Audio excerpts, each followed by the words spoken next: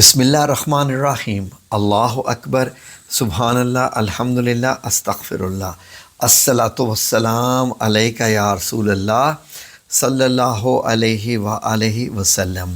ناظرین، ہمارے what's app پر بہت زیادہ میسیجز رسیو ہوئے ویزے کے سلسلے میں۔ لوگ بہت پریشان ہیں، مہنگائی بڑھ گئی ہے اور گھر کے اخراجات پورے نہیں ہو رہے، حتیٰ کہ کوئی بیوی چاہتی ہے کہ اس کا خاوند جو ہے وہ پردیس میں جائے اور وہ پھر پردیس کی زندگی گزارے۔ میرے خیال میں یہ زندگی کا سب سے مشکل ترین فیصلہ ہوتا ہے کہ کوئی بیوی چاہے کہ اس کا خاوند پردیس میں جا کے گزارے وقت اور وہاں پر کچھ زیادہ ارننگ ہو تاکہ گھر کے معاملات چل سکیں، بچوں کی پڑھائی ہو یا بچوں کی شادیاں بھی کرنی ہوتی ہے، اور گھر کے اخراجات ہی جب پورے نہ ہوں تو باقی جو ہے وہ اخراجات تو پورے ہو ہی نہیں سکتے۔ بڑے ہی ناظرین کریٹیکل سچویشن ہے اور پریشان کون۔ اب اتنے زیادہ میسیجز ہیں تو لوگ سب یہ کہہ رہے ہیں کہ ہمیں جی بتائیے، وظیفہ بتائیے، ہمیں بتائیے۔ اب ناظرین، جب سب لوگوں کا مسئلہ تقریباً ایک جیسے ہی ہو تو میں نے یہ سوچا کہ بجائے اس کے کہ میں ایک ایک کو جواب دوں اور ایک ایک کو یہ وظیفہ دوں، تو کیوں نہ ویڈیو بنا کے لگا دوں تاکہ سب لوگوں کے کام آ سکے۔ تو ناظرین، سب سے پہلی بات تو یہ ہوتا ہے کہ یہ بڑا ہی ایک ٹف فیصلہ ہوتا ہے، زندگی کا سب سے مشکل ترین فیصلہ۔ میں یہ سمجھتا ہوں کہ میں نے تو ایک بیوی کا لفظ استعمال کیا کہ وہ نہیں چاہتی کہ اس کا خاوند پردیس میں جائے۔ ناظرین، کوئی ماں بھی نہیں چاہتی کہ اس کا بیٹا اس سے بچھڑ جائے اور پردیس کی زندگی گزارے، جہاں پر نہ کوئی رکھوالی کرنے والا، نہ کوئی ٹیک کیئر کرنے والا۔ مائیں اپنے بچوں کی کتنی کیئر کرتی ہیں، ایک دن بھی برداشت نہیں کر سکتی ہیں کہ ان کا بیٹا کسی تکلیف میں رہے، اور پردیس ناظرین ہے ہی تکلیف کا نام ہے۔ لیکن پھر بھی لوگ کہتے ہیں جی کہ وظیفہ چاہیے کہ بیٹے کا باہر کا ویزا لگ جائے اور وہ جائے۔ تو ناظرین، اس لیے یہ ایک ویڈیو بڑی خاص ہے۔ آپ سے گزارش ہے کہ اس ویڈیو کو مکمل طور پر دیکھیں، سمجھیں، اور جس طریقے سے بتایا جا رہا ہے ویسے آپ نے عمل کرنا ہے۔ ناظرین، اب ناظرین، بہت سارے وہ لوگ بھی ہیں جنہوں نے یہ بھی کہا کہ ہمارے پیپر نہیں بن رہے۔ ایک تو ہوتا ہے نا کہ ویزا نہیں لگ جا رہا، ویزا لگنا بھی ایک پیپر کی پریپاریشن ہی ہوتی ہے کہ پیپر آپ کے اسٹیمپ ہو جائیں تو وہ ویزا لگ جائے۔ اب وہ لوگ جو یورپ میں چلے گئے ہیں، یورپ، کینیڈا، امریکہ وغیرہ میں، وہاں پر سیٹل ہونے کی کوشش کر رہے ہیں، 4-4 5-5 سال ہو گئے اور وکیل کر کے بیٹھے ہوئے ہیں، وکیلوں کی فیس دے رہے ہیں، جو کما رہے ہیں وہیں پر وکیلوں کو دے رہے ہیں۔ ویسے وہاں پر وکیلوں کا بھی بڑا اچھا بزنس ہے یہ، کہ پاکستانی انڈین لوگ وہاں پر جاتے ہیں اور ان کو جناب خوب کھلاتے پلاتے ہیں کہ لو جی یہ، لو جی ہمارے پیپر مکمل کروا دو۔ اچھا کاروبار ہے ویسے ان کا۔ تو ناظرین، ان کے لیے بھی یہی وظیفہ ہے کیونکہ معاملہ بالکل ایک جیسا ہے۔ تو کرنا کیا ہے ناظرین؟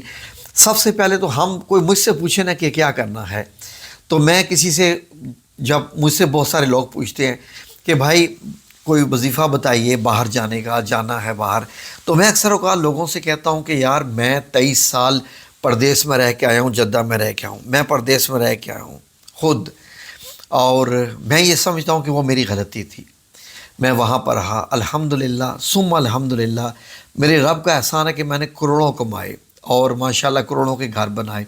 اس میں کوئی شک نہیں ہے کہ مطلب یہ کہ اللہ رب العزت کا احسان ہوا وہاں جانے سے، لیکن نہیں، مجھے ایک چیز کا پتہ چلا ناظرین، وہ بڑی خاص تھی۔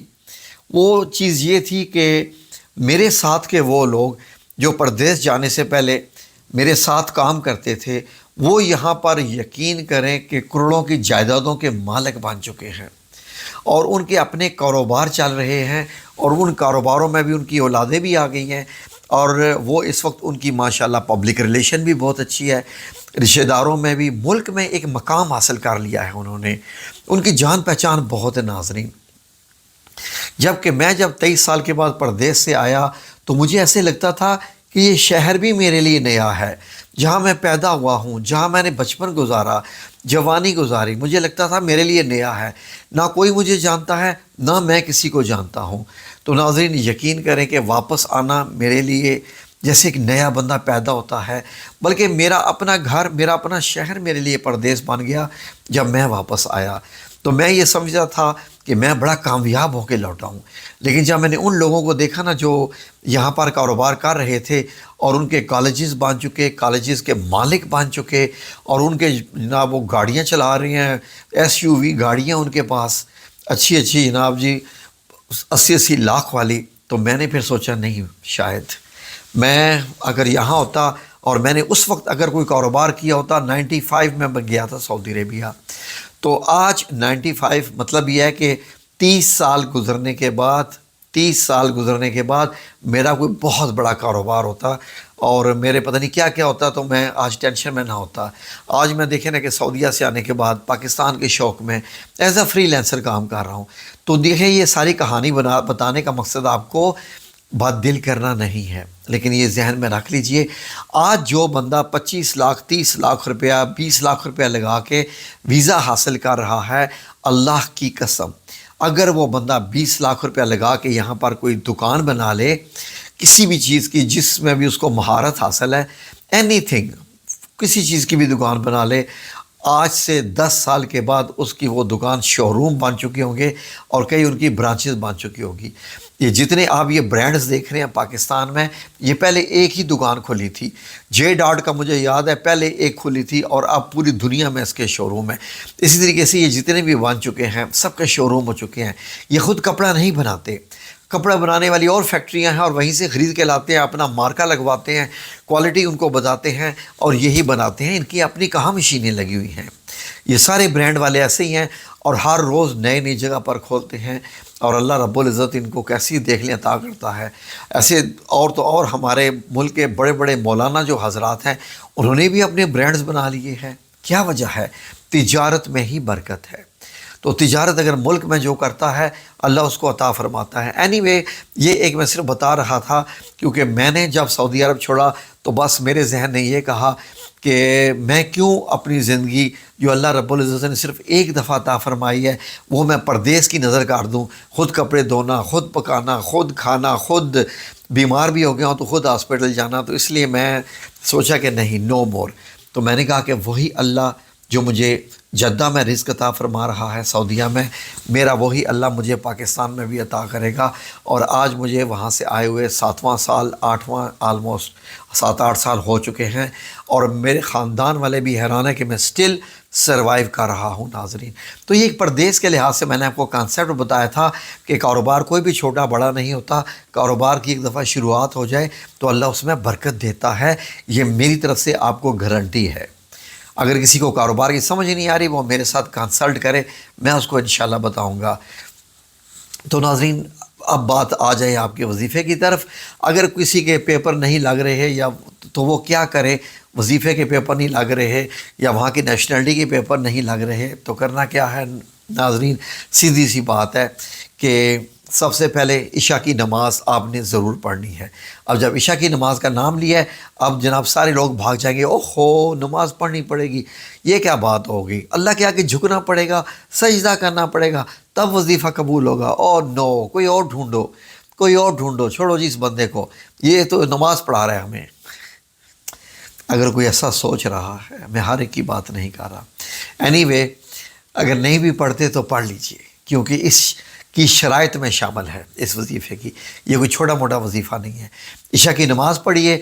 عشاء کی نماز پڑھنے کے بعد جب آپ پڑھ لیں عشاء کی نماز تو آپ نے وہیں پر بیٹھے بیٹھے خواہ مسجد میں یا اپنا گھر ہے جہاں بھی ہے، مسجد میں آپ کو پتہ ہے نماز جو ہے وہ باجماعت وہی پڑھنی چاہیے، اسی کی ہی شان نرالی ہے اور اسی کے ہی زیادہ جو ہے وہ اجر و ثواب ہے. تو جب آپ عشاء کی نماز پڑھ چکے ہیں تو 111 بار کیا پڑھنا ہے، لیکن اس سے پہلے آپ نے 3 بار درود پاک پڑھنا ہے. درود پاک جو مرضی پڑھ لیجئے، لیکن 111 بار آپ نے ایک جملہ پڑھنا ہے، ایک آیت کا ایک حصہ پڑھنا ہے. وہ کیا ہے؟ وہ یہ ہے آیت کا حصہ، سن لیجئے غور سے جو میں آپ کی خدمت میں بتا رہا ہوں، اسکرین شاٹ بھی میں دے دوں گا. وہ یہ ہے واللہ غالب علی امرہ. اس آیت کو آپ نے 111 بار اس کی تسبیح پڑھنی ہے. 3 بار درود شریف پڑھنا ہے، 111 بار یہ آیت پڑھنی ہے اور پھر 3 بار درود شریف پڑھنا ہے اور ہاتھ اٹھا کے دعا کرنی ہے کہ یا اللہ میں نے تیرے حضور یہ وظیفہ پیش کیا ہے، یہ ایک دعا پیش کی ہے، ایک آیت پیش کی ہے، میرا کام اٹکا ہوا ہے، اس کو کر دے یا رب العزت۔ تو واللہ غالب علی امرہ 111 بار، اور یہ آپ نے شروع کر دینی ہے، ٹھیک ہے۔ ہو سکتا ہے کہ 3-4 دن میں 7 دن میں اندر اندر آپ کو خوشخبری مل جائے گی انشاءاللہ۔ 7 دن کے اندر خوشخبری مل جائے گی۔ 7 دن میں خوشخبری نہیں آتی تو آپ کو اسے منیمم 41 دن کرنا ہے، 41 دن یہ کرنا ہے۔ اوئے ہائے 41 دن نماز پڑھنی پڑے گی، یہ تو مشکل ہو گیا نا، بڑا پھنس گئے آپ تو۔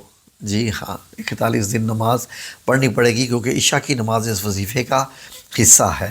تو اس کے بعد یہ بھی انشاءاللہ گارنٹی ہے کہ آپ کا کام ہوگا۔ آپ کے پیپر اٹکے ہوئے ہیں، رکے ہوئے ہیں، کچھ بھی ہوا ہے، آپ کا کام ضرور ہونا ہے، اتنا ذہن میں رکھ لیجئے۔ یہ انشاءاللہ اللہ عز و جل کے بھروسے پہ میں آپ کو بتا رہا ہوں کہ آپ کا کام ہونا ہے۔ واللہ غالب علی امرہ، یہ والی آیت ہے، اور اس کو یاد بھی کر لیجئے، بہت چھوٹی سی ہے۔ تو پھر دیکھیے جب کرامات ہوگی تو اس چینل پر ذرا بیٹھ کے آپ نے ایک کمنٹ بس لکھ دینا ہے کہ الحمدللہ میرا کام تو ہو گیا، ٹھیک ہے انشاءاللہ، تاکہ اللہ رب العزت کے لیے سے ہم بھی دعا کریں گے کہ یا اللہ اس بندے کی نوکری میں ہر جگہ میں اس کی برکت عطا فرما، آمین یا رب العالمین برحمتک یا ارحم الراحمین۔